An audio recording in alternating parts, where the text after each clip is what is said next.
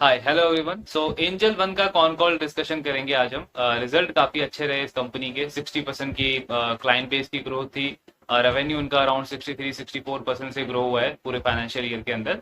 So result काफी अच्छा था, बट उसके बाद स्टॉक में अच्छा खासा करेक्शन आया है। 6-7% से स्टॉक करेक्ट हो चुका है।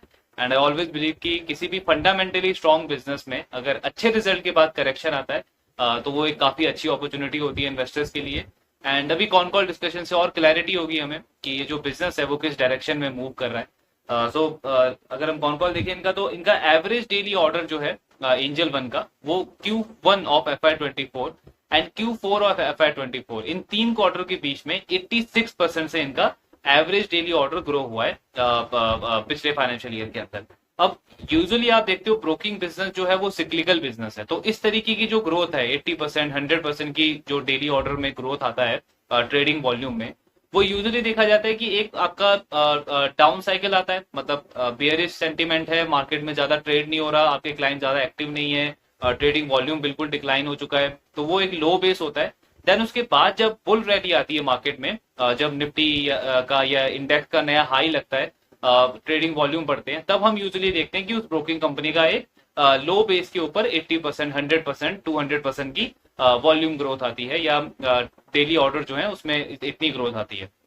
बट एंजल वन का हमने इनके रिजल्ट में भी डिस्कस किया था कि इनफैक्ट अगर हम लास्ट 3-4 साल का अगर इस कंपनी का डेटा देखते हैं, तो इनकी कंसिस्टेंट ग्रोथ है 20%, 25%, 30% की कंसिस्टेंटली इस कंपनी ने, इस बिजनेस ने ग्रो किया है पिछले 3-4 साल के अंदर। सो ऐसा नहीं है कि लो बेस के ऊपर ये ग्रोथ आई है। ये इस ग्रोथ की क्वालिटी जो है वो बहुत अच्छी है, बिकॉज दो चीजों की वजह से ये ग्रोथ आई है इनकी। सबसे पहला रीजन तो है कि इस पूरे फाइनेंशियल ईयर में इन्होंने अराउंड 8 to 9 मिलियन टोटल नए क्लाइंट्स को एक्वायर किया है, मतलब 80-90 लाख के आसपास इन्होंने नए क्लाइंट्स एक्वायर किए हैं।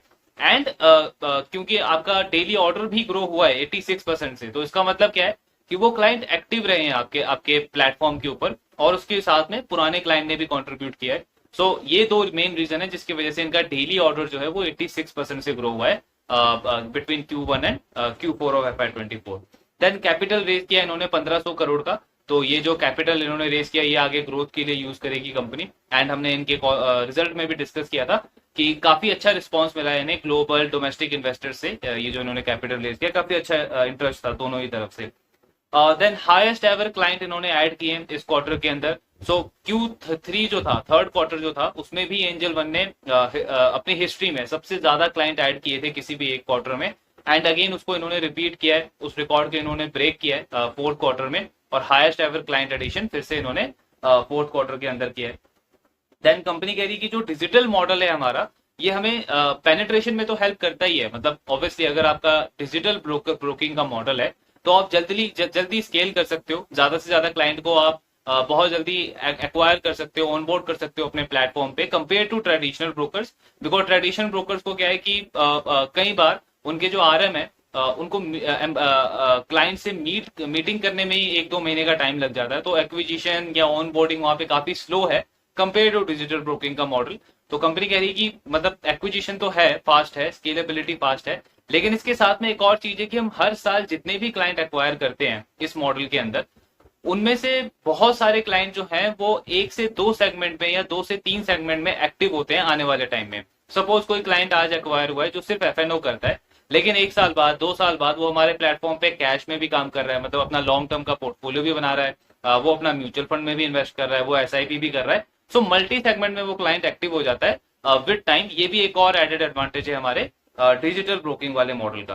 देन इन्होंने एक डेटा भी शेयर किया कि बहुत बड़ा क्लाइंट बेस है हमारा, जो जब एक्वायर हुआ था, जब ऑनबोर्ड हुआ था, तो वो सिर्फ FNO करता था, लेकिन आगे चल के उन्होंने अपना इक्विटी का एक लॉन्ग टर्म पोर्टफोलियो बनाया। तो ये बेसिकली क्या शो कर रहा है कि हमारे प्लेटफॉर्म से जो हमारे क्लाइंट्स है वो काफी सेटिस्फाई हैं, एंड उनका रिटेंशन शो कर रहा है। क्योंकि अगर क्लाइंट सिर्फ FNO करेगा, तो चांसेस ज्यादा हैं कि कल को उसको लॉस होगा और वो क्लाइंट आपका डीएक्टिव हो जाएगा, इनएक्टिव हो जाएगा। लेकिन अगर वो FNO के साथ में अगर अपना पोर्टफोलियो भी बिल्ड कर रहा है, तो उसमें एक पॉजिटिव साइन क्या है कि इन अ केस अगर कल को उसको FNO में लॉस होता भी है, बट स्टिल जो लॉन्ग टर्म इन्वेस्टिंग है, अच्छे क्वालिटी स्टॉक्स में वो इन्वेस्ट कर रहा है, तो वहां पे वो एक्टिव रहेगा। तो ये एक पॉजिटिव चीज है। देन कंपनी ने कुछ इनोवेशन वगैरह किए हैं KYC जर्नी में, SIP जर्नी में। SIP में बेसिकली इन्होंने क्लाइंट्स को कस्टमाइजेशन का ऑप्शन दिया है कि वो डेट और अमाउंट जो है एसआईपी की वो चूज कर सकते हैं। इसके साथ में एक और चीज इन्होंने क्या की है कि अगर आपका एसआईपी का जो पोर्टफोलियो है उसको आप इन्हीं के प्लेटफॉर्म पे ट्रैक कर सकते हो और कंपेयर कर सकते हो कि उसकी परफॉर्मेंस कैसी रही है कंपेयर टू बेंचमार्क। मतलब अगर मेरे एसआईपी में मैंने लार्ज कैप फंड लिया है, मिड कैप फंड लिया है, तो ऑब्वियसली मैं देखना चाहूंगा कि 3 महीने बाद, 6 महीने बाद मेरे पोर्टफोलियो की क्या परफॉर्मेंस है कंपेयर टू निफ्टी या compare to Nifty mid cap. So वो मैं कंपेयर करूंगा, बिकॉज तभी मुझे आइडिया होगा कि मेरा जो पोर्टफोलियो है वो सही डायरेक्शन में जा रहा है या फिर मुझे कोई स्कीम उसमें से चेंज करनी है, मुझे किसी दूसरे स्कीम में पैसा डालना चाहिए। अब यूजुअली होता क्या है कि इस चीज को करने के लिए क्लाइंट्स को किसी दूसरे प्लेटफॉर्म पे जाना पड़ता है, मैन्युअली करना पड़ता है। बट क्योंकि एंजल वन ने अपने ही प्लेटफॉर्म पे ये एडवांटेज दे दिया है, तो इससे क्या होगा कि बिकॉज ये यहाँ पे कंपटीशन बहुत ज्यादा है।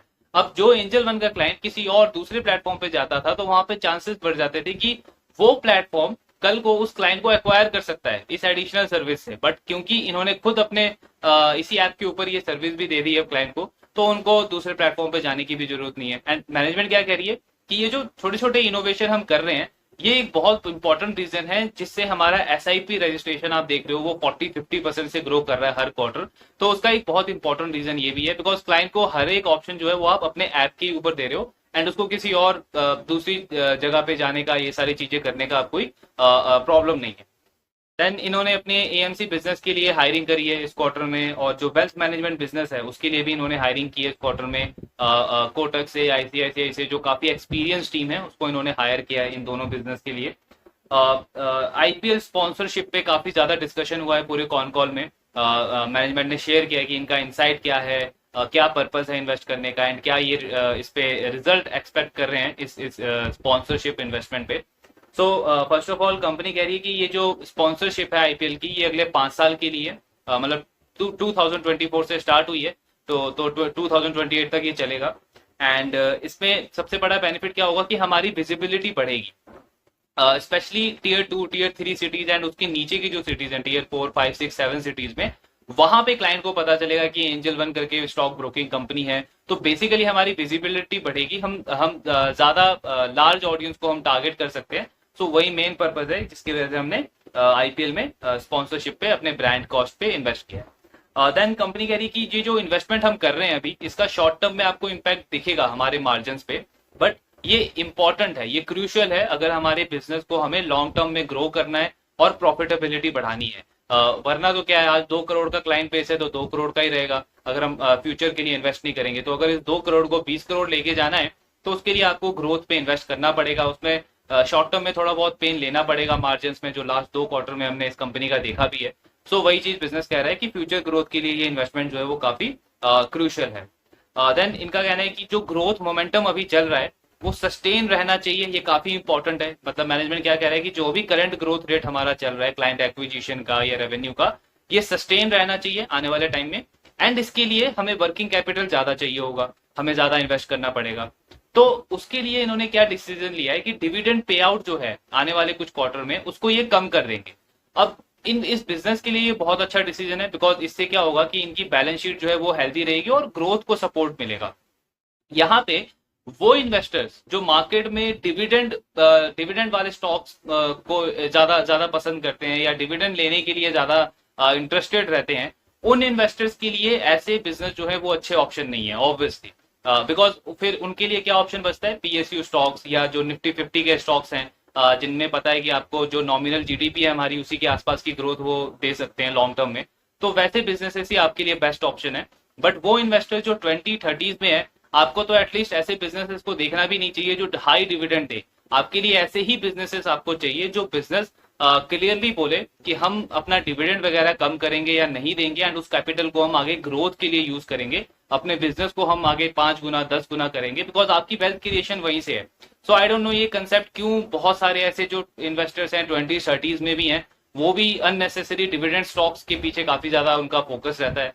तो आपका फोकस ऐसे बिजनेस पे ही होना चाहिए जिनमें ग्रोथ हो, ग्रोथ का हंगर हो, लाइक एंजल वन। सो ये काफी अच्छा डिसीजन है कंपनी का। देन इनका कहना है कि क्योंकि मोस्टली जो क्लाइंट्स हैं हमारे वो हमारे डायरेक्ट बिजनेस में है, तो 77% जो रेवेन्यू है हमारा वो हमारे डायरेक्ट बिजनेस से आता है एंड जो सब ब्रोकर वाला बिजनेस है वो 23% कॉन्ट्रीब्यूट करता है हमारे टोटल रेवेन्यू में। फाइनेंस कॉस्ट इनकी बढ़ गई है इस क्वार्टर में, 56% से बढ़ा है compare to last quarter. And उसका मेन रीजन है क्योंकि इनकी क्लाइंट फंडिंग बुक बढ़ गई है लास्ट क्वार्टर के कंपैरिजन में, तो उसके रिलेशन में इनका फाइनेंस कॉस्ट भी बढ़ा है। अदर एक्सपेंसेस भी इंक्रीज हो गए इनके कंपेयर टू लास्ट क्वार्टर। इसका भी एक इंपॉर्टेंट रीजन ये है कि क्लाइंट एक्विजिशन बढ़ा है। पिछले क्वार्टर में इन्होंने लगभग 25 लाख क्लाइंट को एक्वायर किया था, इस क्वार्टर में इन्होंने 29 लाख क्लाइंट को एक्वायर किया है, तो 16-17% से आपका एक्विजिशन रेट बढ़ गया है। तो अब आपका एक्विजिशन रेट बढ़ रहा है तो ऑब्वियसली उसके लिए आप केवाईसी पे, आईडी वगैरह पे कॉस्ट आपकी बढ़ती है, तो इसीलिए इनका अदर एक्सपेंसेस भी बढ़ गया है। देन यहाँ पे बिजनेस कह रहा है कि हम अपने ब्रांड बिल्डिंग पे जो इन्वेस्टमेंट है हमारी उसको हम कंटिन्यू रखेंगे। ये जो ऑनगोइंग क्वार्टर है अप्रैल से जून वाला Q1 ऑफ FY25, इसमें लगभग 120 करोड़ का इनका इनका स्पॉन्सरशिप कॉस्ट है। इसमें आईपीएल की स्पॉन्सरशिप भी है और डिजिटल में प्लेटफॉर्म पे या टेलीविजन पे जो ये एड वगैरह दे रहे हैं एंजल वन, उसका कॉस्ट भी इंक्लूड है। तो टोटल 120 करोड़ की इनकी कॉस्ट है इस ब्रांडिंग के ऊपर इस क्वार्टर के अंदर, अप्रैल से जून वाले क्वार्टर के अंदर। देन जब आईपीएल खत्म हो जाएगा तो उसके बाद भी ब्रांडिंग कॉस्ट कंटिन्यू रहेगी, लेकिन वो नॉर्मल रेट पे रहेगी जो इससे पहले आईपीएल से पहले जो इनका नॉर्मली चलता था, उसी रेट पे ये ब्रांडिंग कॉस्ट को अपना कंटिन्यू रखेंगे। इस क्वार्टर में जो भी क्वार्टर चल रहा है इसमें कॉस्ट एक्सपेंसेस थोड़े से ज्यादा रहेंगे एंजल वन के, एंड इससे इनके मार्जिन पे एक नेगेटिव इंपैक्ट पड़ेगा Q1 में जो भी क्वार्टर चल रहा है। क्यों? सबसे पहला तो वही IPL cost, because branding cost है, स्पॉन्सरशिप कॉस्ट है, एडवर्टीजमेंट पे आप स्पेंड कर रहे हो, तो 120 करोड़ के आसपास की कॉस्ट तो आपकी वही है। प्लस उसके साथ में क्योंकि एक नया फाइनेंशियल ईयर एंड हुआ है, तो इसमें जो कंपनी के एग्जिस्टिंग एम्प्लॉयज है उसमें इन्हें हाइक देना पड़ेगा। जो आप नए एम्प्लॉयज हायर करोगे उनको उनके पुरानी सैलरी के अकॉर्डिंग आपको हाइक देना पड़ेगा। प्लस कुछ एम्प्लॉयज को आप ईसॉप वगैरह भी इशू करोगे, तो उससे इनकी कॉस्ट जो है वो Q1 में ज्यादा रहेगी, एंड उससे मार्जिन जो है वो थोड़े से सप्रेस रहेंगे इनके फर्स्ट क्वार्टर में Q1 ऑफ FY25।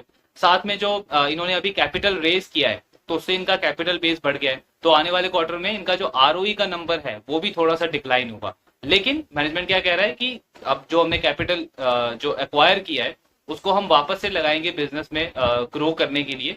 तो जब तक ये फाइनेंशियल ईयर एंड होगा FY25, तब तक आप देखोगे कि ROE का नंबर वापस से हमारे पुराने वाले लेवल तक जाएगा। तो इनिशियली तो ये कम होगा ही ROE का नंबर, बिकॉज कैपिटल बेस बढ़ गया है, लेकिन अच्छी चीज क्या है कि मैनेजमेंट कह रहा है कि ग्रोथ वापस से पुरानी रेट पे इनकी आ जाएगी ROE की।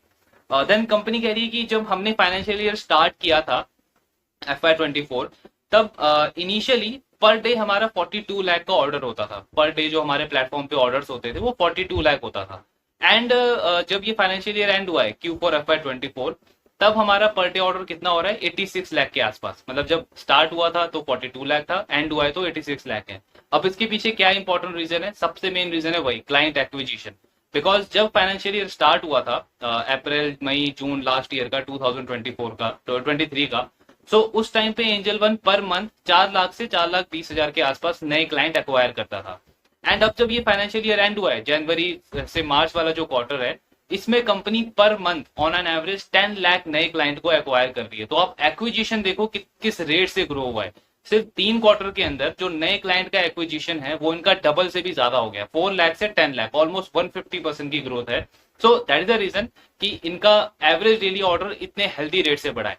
अब उसमें पुराने क्लाइंट जो हैं वो भी काफी एक्टिवली इन्वॉल्व हैं, वो भी एक्टिव है इस कंपनी के, 3-4 साल पुराने क्लाइंट भी कंट्रीब्यूट करते हैं, तो इसलिए ओवरऑल एवरेज डेली ऑर्डर इनका बहुत हेल्दी रेट पे बढ़ा है। एंड यही इंपॉर्टेंट नंबर होता है एक ब्रोकिंग कंपनी के लिए, ब्रोकिंग बिजनेस के लिए, कि जो नए क्लाइंट हैं वो आपको बहुत हेल्दी रेट से ग्रो करना है, प्लस जिनको आप एक्वायर कर रहे हो उनको आपको रिटेन रखना है, उनको आपको एक्टिव रखना है, बिकॉज तभी आपका जो डेली ऑर्डर है वो ज्यादा बढ़ेगा, ट्रांजैक्शन बढ़ेगा, वॉल्यूम बढ़ेगा, आपका ब्रोकिंग बढ़ेगा, एंड ब्रोकिंग बढ़ेगा तो आपका रेवेन्यू बढ़ेगा। तो वो सारी चीजें इंटरकनेक्टेड है एंड वो काफी अच्छे से प्ले आउट हुई है इनके लिए। देन कंपनी कह रही है कि जो अभी 4th क्वार्टर गया है इसमें लगभग 23 करोड़ के आसपास जो है वो हमारा आईपीएल का कॉस्ट भी लगा है, जो आईपीएल की स्पॉन्सरशिप है। बिकॉज हुआ क्या है, ये जो आईपीएल का इन्होंने जो बिड किया है ये 5 साल का बिड किया है, और इसमें एनुअल कॉस्ट इनकी स्पॉन्सरशिप की 82 करोड़ है। 82 करोड़ का इनका एनुअल स्पॉन्सरशिप कॉस्ट है आईपीएल का, जो कि अगले 5 साल तक कंटिन्यू रहेगा। अब ये जो 82 करोड़ है ये पूरे 74 मैचेस के लिए, मतलब इस सीजन में आईपीएल में 74 मैचेस होंगे, तो पूरे मैचेस का कॉस्ट कितना है? 82 करोड़ स्पॉन्सरशिप का। अब उसको आप अगर डिवाइड कर दोगे तो आई थिंक 1 करोड़ 10 लाख या 1 करोड़ 20 लाख के आसपास आता है, जो इनका पर मैच का स्पॉन्सरशिप का कॉस्ट है। अब मार्च के मंथ में अराउंड 13-14 मैचेस हुए थे, 13-14 मैचेस हुए थे मार्च में आईपीएल के। तो उसका प्लस जो डिजिटल वगैरह ऐड देते हैं ये टेलीविजन पे, उसका टोटल कॉस्ट कितना हुआ था? 23 करोड़, जो कि इन्होंने मार्च के मंथ में ही इनकर कर लिया था, तो वो Q4 में आ गया। लेकिन बाकी का जो मैचेस है, मतलब 60-65 जो मैचेस अभी बचे हुए हैं, वो अप्रैल अप्रैल से लेके जून के बीच में होंगे। एंड उसके साथ में जो एडवर्टीजमेंट ये दे रहे हैं, उसकी कॉस्ट है टोटल कितनी? 120 करोड़। ये 120 करोड़ इनका अप्रैल से जून के बीच के क्वार्टर का है, जो Q1 में इनको कॉस्ट, इनको टोटल कॉस्ट पड़ेगी। सो कंपनी क्या कह रही है कि इसके बाद भी, मतलब आईपीएल के बाद भी हमारी नॉर्मल ब्रांडिंग कॉस्ट हमारी चलती रहेगी, जो हम पहले करते थे। पहले कितना करते थे?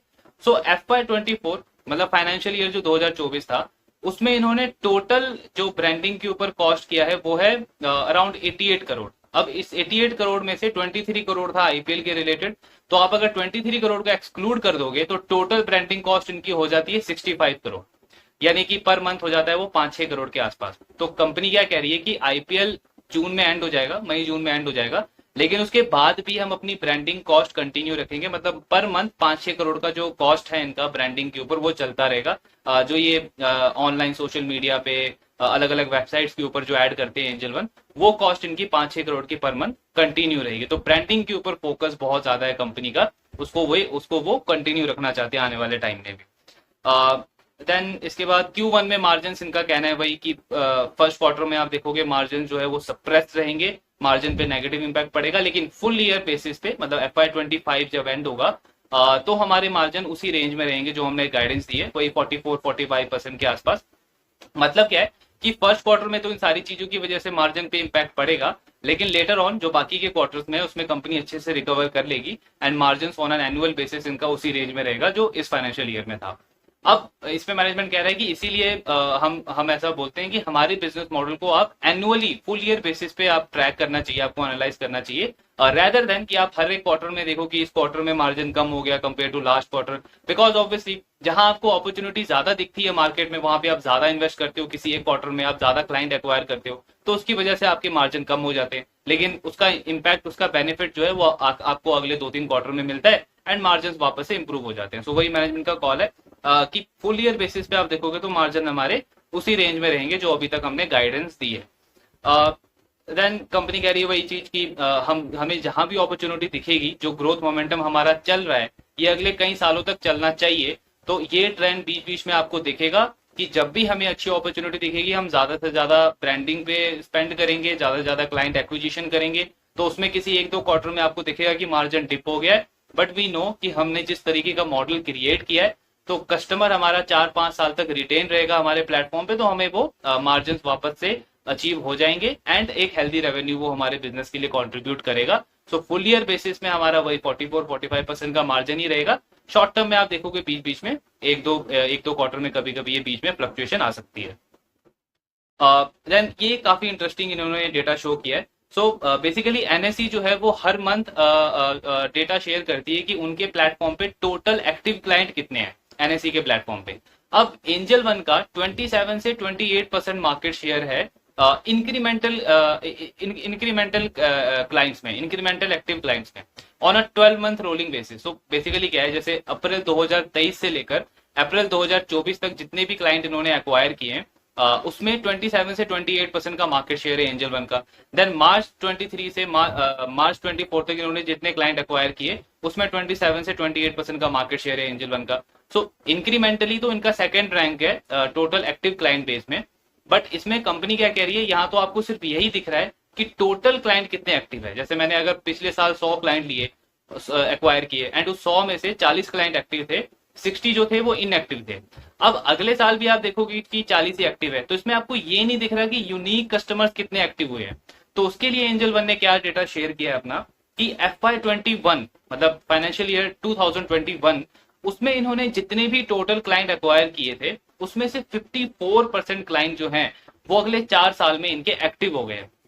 बेसिकली मैनेजमेंट ये कह रहा है कि जब भी हम किसी नए क्लाइंट को एक्वायर करते हैं या इन जनरल कोई भी पर्सन जब अपना डीमैट अकाउंट ओपन करता है, तो ऐसा नहीं है कि वो अकाउंट ओपन करने के बाद ही एक्टिव हो जाता है, ट्रेडिंग शुरू कर देता है या इन्वेस्टिंग शुरू कर देता है। वो थोड़ा सा टाइम लेता है, मार्केट को टेस्ट करता है, प्लेटफॉर्म को टेस्ट करता है कि प्लेटफॉर्म कैसा है, ब्रोकिंग रेट यहाँ पे कितना चार्ज हो रहा है मुझे, मार्केट किस तरीके से काम करता है। एंड देन विद टाइम अगर वो उस प्लेटफॉर्म के साथ कंफर्टेबल है, अच्छी इंगेजमेंट है उस प्लेटफॉर्म के साथ में उसकी, तो विद टाइम वो अपनी एक्टिविटी जो है वो वहां पे स्टार्ट करता है। तो एंजल वन वही कह रहा है कि ये जो आप देख रहे हो ये डेटा कि हमने 2021 में जो क्लाइंट एक्वायर किए थे, सॉरी 2020 में जो क्लाइंट एक्वायर किए थे, उसमें से 54% क्लाइंट हमारे एक्टिव हैं अगले 4 साल में। तो इसका मतलब ये कि इंक्रीमेंटली वो नंबर और इंप्रूव होगा, बिकॉज पिछले 3-4 साल में तो अभी हमने मल्टीपल सेगमेंट्स ऐड किए हैं, अभी अलग अलग सेगमेंट हम और ऐड करते जा रहे हैं, हम एएमसी लॉन्च कर रहे हैं, हम अपना वेल्थ मैनेजमेंट का बिजनेस लॉन्च कर रहे हैं, हम इंश्योरेंस प्रोडक्ट लॉन्च कर रहे हैं, लैंडिंग प्रोडक्ट्स लॉन्च कर रहे हैं। तो ये सारी चीजें क्या शो कर रही है कि जब ये सारी चीजें इंटीग्रेट हो जाएंगी तो ये नंबर और इंप्रूव होगा। तो मतलब क्लाइंट रिटेंशन का जो नंबर है इनका वो और ज्यादा इंप्रूव होगा आने वाले टाइम में। देन इसमें कंपनी कह रही है कि सिर्फ एफ एंड ओ की बात नहीं है, मतलब ऐसा नहीं है कि आप सिर्फ ये चीज देखो कि एफ एंड ओ के कितने कस्टमर्स हैं, बिकॉज हमारा बिजनेस उस तरीके का नहीं है जैसे ट्रेडिशनल ब्रोकर्स का करता है। हमारा फोकस क्या होता है कि हमें एक प्लेटफॉर्म देना है अपने क्लाइंट्स को, एंड वहां पे सारी सेगमेंट सारे सर्विसेज देनी है। तो उसमें से जितने क्लाइंट एफ एन ओ के साथ साथ इक्विटी में भी एक्टिव रहेंगे उतना ज्यादा अच्छा है, बिकॉज उस क्लाइंट का एक्टिविटी या लॉन्जेविटी जो है वो ज्यादा लंबे टाइम तक रहेगा हमारे बिजनेस के अंदर। देन रेगुलेटर्स पे से इनका कहना है कि एज सच हमारा कोई ऐसा डिस्कशन नहीं हुआ है, ना ही हमें कुछ ऐसा अभी कुछ मैसेज मिला है रेगुलेटर से कि वो एफएनओ को कुछ पर्टिकुलरली टारगेट कर रहे हैं कि कुछ स्ट्रिक्टनेस बढ़ाएं या रिस्ट्रिक्शन बढ़ाएं, बिकॉज रिटेल कस्टमर्स को ऐसा बीच बीच में आया है कि कई बार सेबी ने ऐसा भी बोला है कि रिटेल कस्टमर्स को काफी लॉस हो रहा है एफएनओ में ट्रेड करके। तो इनका कहना है कि ऐसा एज सच कुछ हमें मैसेज नहीं मिला है कि रेगुलेटर कुछ रिस्ट्रिक्शन वगैरह लगाने वाला है एफएनओ सेगमेंट के ऊपर।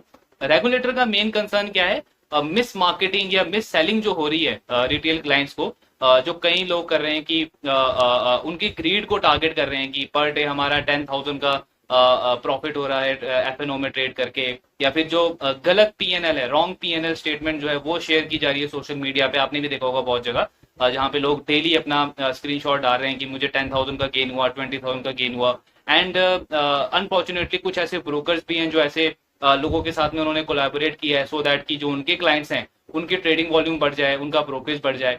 तो उस चीज को रोकने का कोशिश है सेबी का कि इस तरीके की चीजें ना हो, आप मिस सेलिंग या मिस मार्केटिंग ना करें क्लाइंट्स के साथ में, इन्वेस्टर्स के साथ में। जो आपका प्लेटफॉर्म है, जिस तरीके का रिस्क रिवॉर्ड है वो टोटल ट्रांसपेरेंट रहे क्लाइंट्स के साथ में, बट ऐसे जैसा नहीं है कि उसको कुछ रिस्ट्रिक्ट करने का इनका टारगेट है या कुछ बैन वगैरह करने का टारगेट है। मिस सेलिंग को बेसिकली रेगुलेटर जो है वो कम करना चाह रहा है।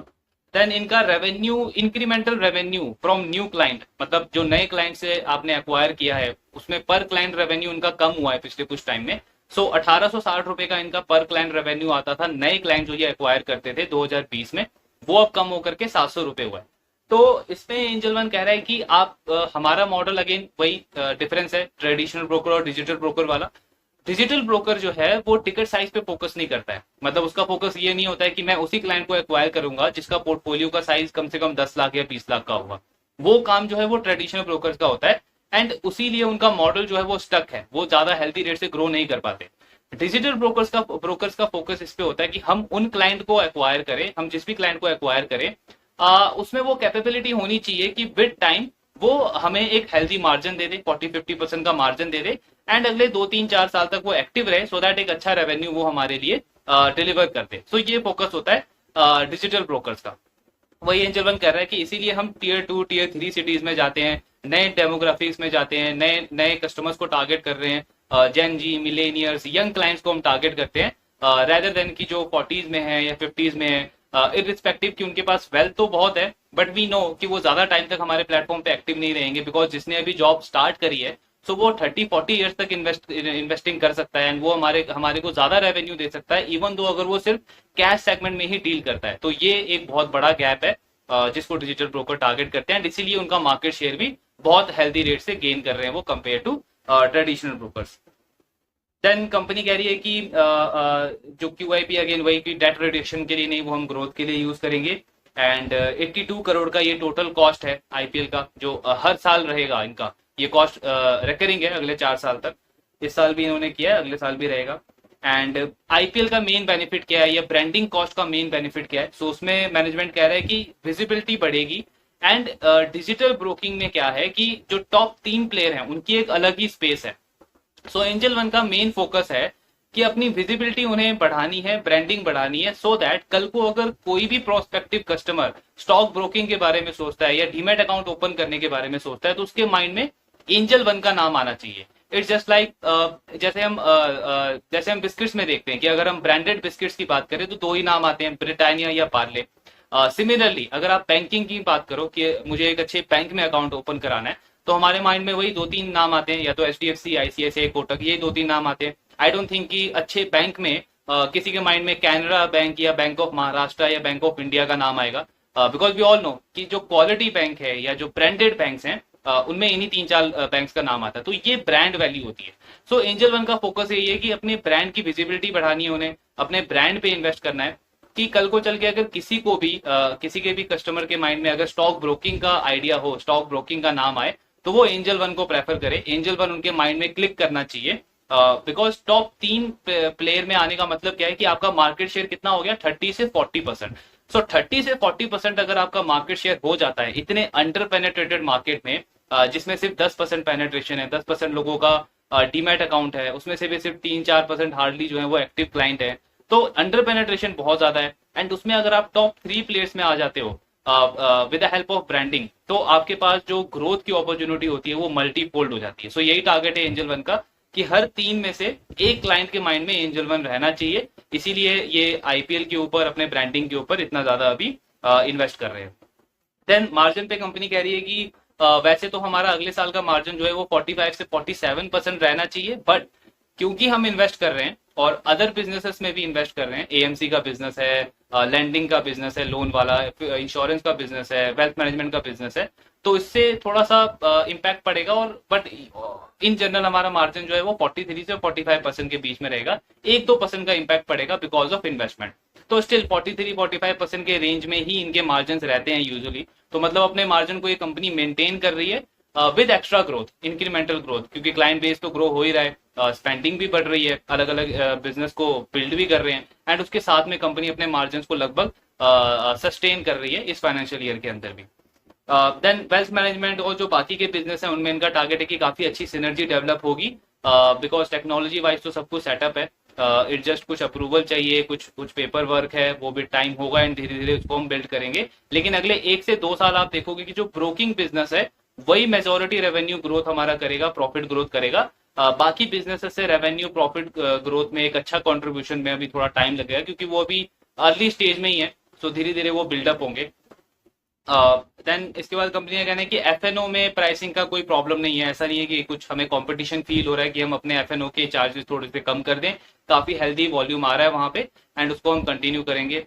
लास्टली इन्होंने जियो फाइनेंस पे कंपनी का कहना है कि जियो फाइनेंस जैसा जब कोई बड़ा प्लेयर आता है इंडस्ट्री में एक बड़े कैपिटल के साथ में, तो एक्चुअली ये इंडस्ट्री के लिए अच्छा है, बिकॉज इससे मार्केट का पेनेट्रेशन बढ़ता है, कस्टमर्स में, क्लाइंट्स में अवेयरनेस आती है उस मार्केट को लेकर के, तो ये पूरी इंडस्ट्री के लिए अच्छा है। पूरी इंडस्ट्री में ग्रोथ अपॉर्चुनिटी और बढ़ जाएगी इतने बड़े प्लेयर के आने से, एंड क्योंकि अंडर पेनेट्रेशन इतना ज्यादा है तो हर एक प्लेयर के पास इक्वल अपॉर्चुनिटी है ग्रो करने के लिए। सिर्फ ये देखना है कि कौन उसको ज्यादा अच्छे से एग्जीक्यूट कर पाता है। जैसे ट्रेडिशनल ब्रोकर ज्यादा अच्छे से एग्जीक्यूट नहीं कर पाए पिछले कुछ साल से, तो वो कॉन्स्टेंटली मार्केट शेयर अपना लूज कर रहे हैं। डिजिटल ब्रोकर्स काफी अच्छे से एग्जीक्यूट कर रहे हैं, एंड उसमें भी top 3 player grow, Zerodha, angel one, ये काफी अच्छे से इस चीज को एग्जीक्यूट कर रहे हैं, तो उनका मार्केट शेयर लगातार बढ़ता जा रहा है। सो वही चीज है, अब जियो फाइनेंस आएगा, पूरी मार्केट के लिए और अपॉर्चुनिटी बढ़ेगी, अवेयरनेस बढ़ेगी क्लाइंट्स में, बट डिपेंड करता है कि जियो फाइनेंस एग्जीक्यूट कैसे करता है आगे चीजों को, उसका ग्रोथ रेट कैसा रहता है, कैसे वो क्लाइंट को रिटेन करता है, मोस्ट इंपॉर्टेंट चीज है वो।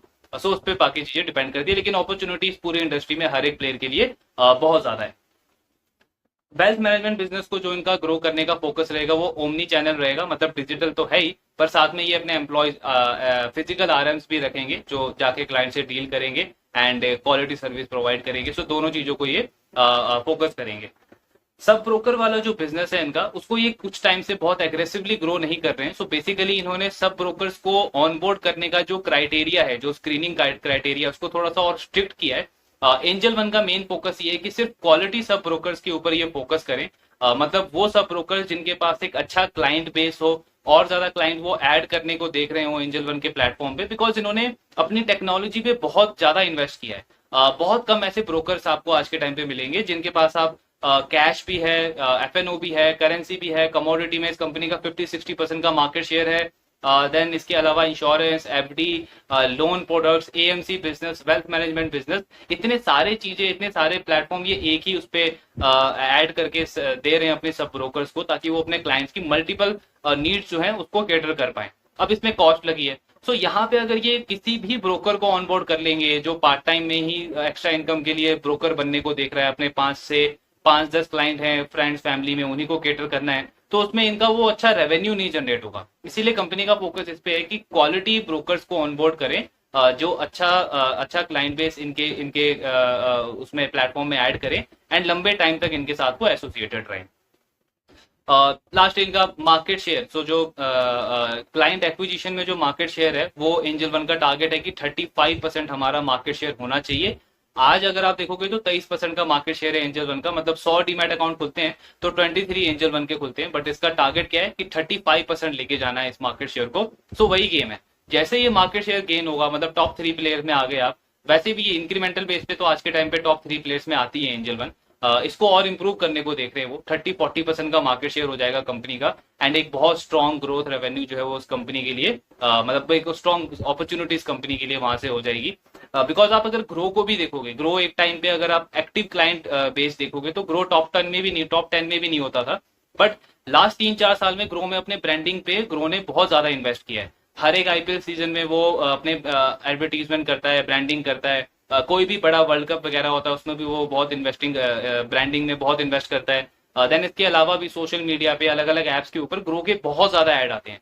सो उसने बहुत हेल्प किया है, बिकॉज आज अगर आप ग्रो को देखते हो तो जो कंपनी कुछ टाइम पहले टॉप 10 में भी नहीं थी, आज ग्रो नंबर 1 है in terms of active client. 95 lakh active client है ग्रो के, जीरोधा से भी काफी ज्यादा है, बहुत बड़ा गैप है जीरोधा एंड ग्रो के बीच में। सो ब्रांडिंग बहुत ज्यादा मैटर करता है डिजिटल स्पेस में, इसीलिए एंजल वन का टारगेट है कि इसको कंटिन्यू रखेंगे एंड मार्केट शेयर को 35% तक लेके जाएंगे। लास्टली आईपीएल पे क्वेश्चन है अगेन वही कि ये जो 120 करोड़ का जो स्पॉन्सरशिप कॉस्ट है ये आपका अगले 4-5 साल तक कंटिन्यू रहेगा, तो क्या ये आपके बिजनेस को इम्पैक्ट करेगा? सो उसमें कंपनी कह रही है कि ये कॉस्ट आपको आज दिख रही है बिकॉज अभी एडिशनल कॉस्ट ऐड हो गई है, लेकिन अगर आप बिजनेस सेंस में देखो तो बहुत छोटा बेस है, सिर्फ 20-24 हजार करोड़ का मार्केट कैप है हमारा।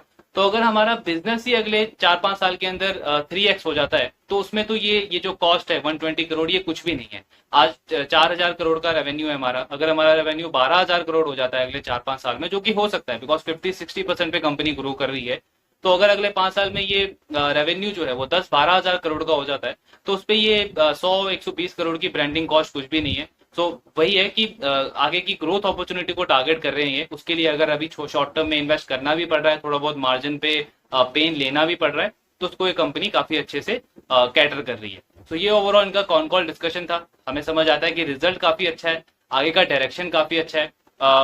ऐसे ही बिजनेसेस आपको चाहिए जो जिनमें मैनेजमेंट में ग्रोथ का हंगर हो, ग्रोथ की भूख हो, जो मार्केट शेयर गेन करने को देख रहे हो अगले 4 साल में, 5 साल में।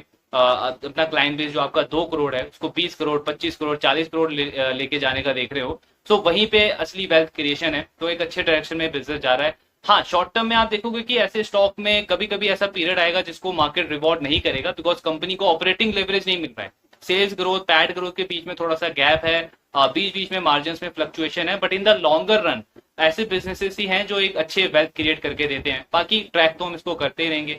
नेक्स्ट मंथ में इनका फिर से मंथली बिजनेस अपडेट आएगा, उसमें हमें आइडिया होगा कि जो आईपीएल में इन्होंने स्पेंडिंग करी है उसका क्या कंट्रीब्यूशन रहा है इनके नए क्लाइंट एक्विजिशन में। तो मई के मंथ में वो नंबर ये रिलीज करेंगे।